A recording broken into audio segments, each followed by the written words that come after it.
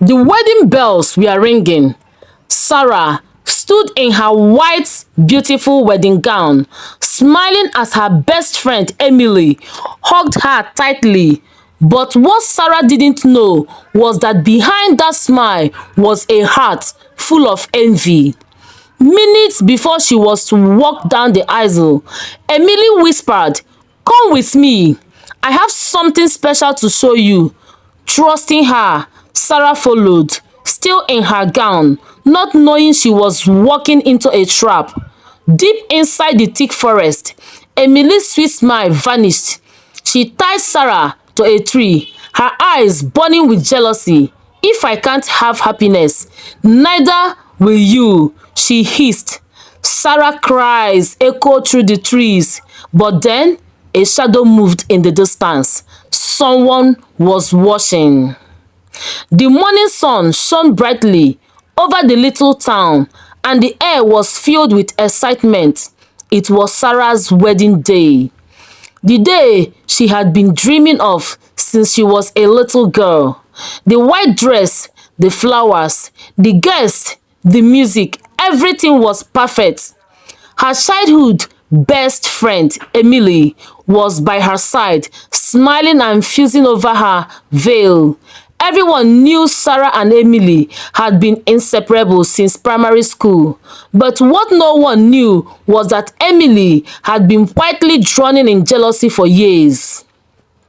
Sarah had found love, a good man named David, and today she was going to marry him. Emily, on the other hand, had faced heartbreak after heartbreak. Each time she smiled for Sarah's happiness, deep inside she felt bitterness growing. In her mind, Sarah didn't deserve to be happier than her. That morning, as Sarah got ready, Emily stood by the window pretending to admire the view, but her mind was racing with an evil plan. She had decided Sarah will not walk down that aisle today.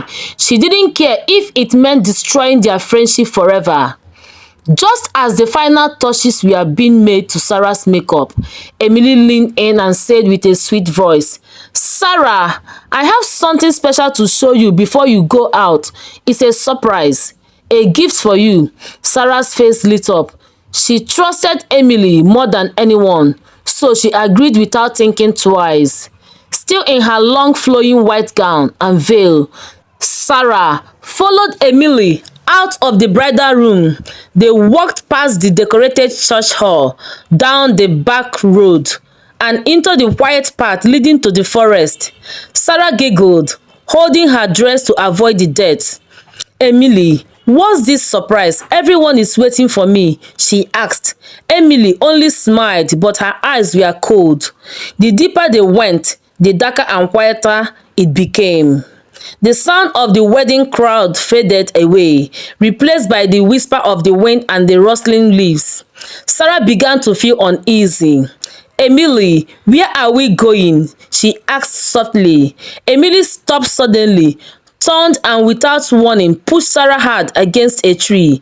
Before Sarah could react, Emily pulled out a rope from her handbag, a rope she had hidden days before. In seconds, she tied Sarah's hands tightly around the trunk. Sarah's eyes widened in shock. "Emily, what are you doing?" she cried. Emily's face twisted with years of bottled up anger. "Do you think you are better than me? Always happy, always loved. Why I'm left with nothing? Today you will feel my pain." Sarah's heart pounded. "Please, please, don't do this. We have been friends since we were children. You are like my sister." Emily laughed bitterly. "Sister? No, Sarah. You are my rival. And today, your wedding will never happen." Sarah's voice trembled as tears rolled down her cheeks. "Emily, God is watching you. Please don't ruin your life because of this." Emily tightened the knot and stepped back, breathing heavily. In her mind, she was in control until something in the forest began to move.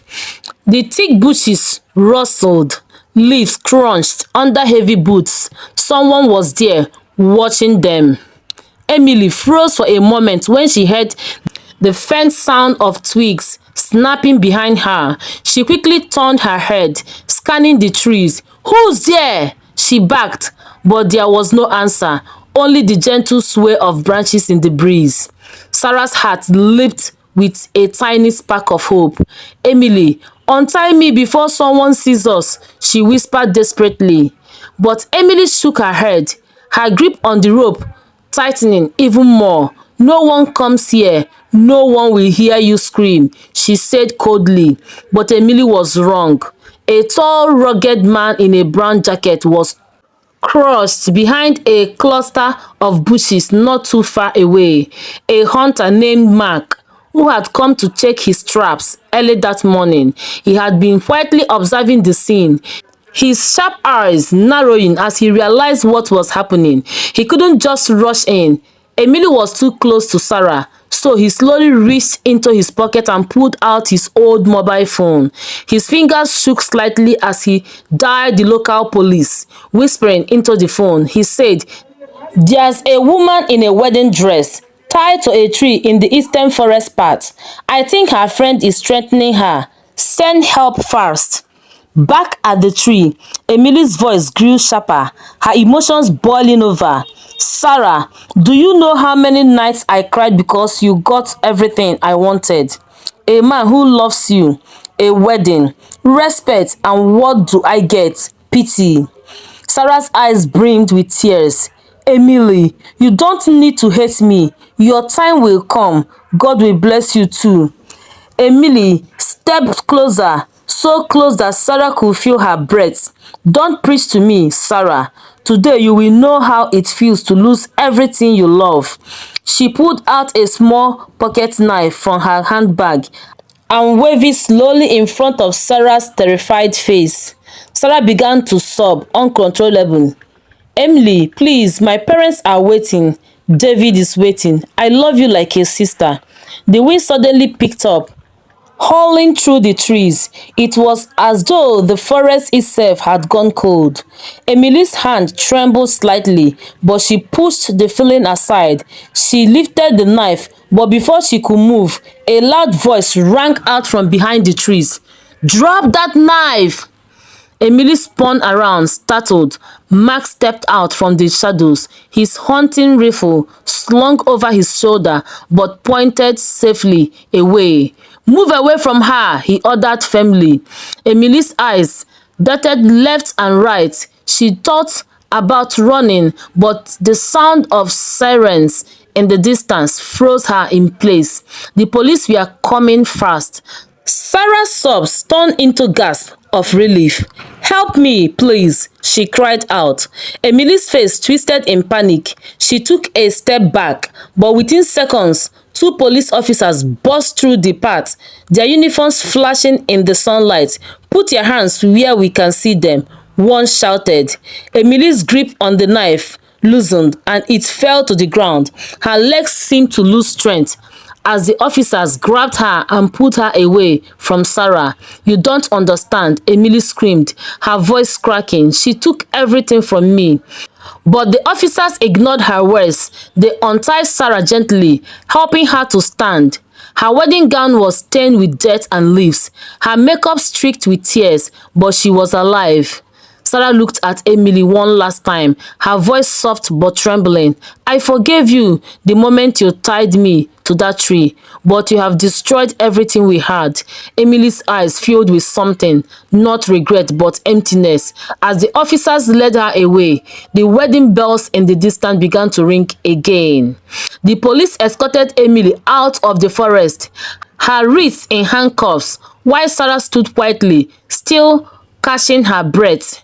The hunter, Mark, gave her a reassuring nod. "Go, young lady, your wedding is waiting."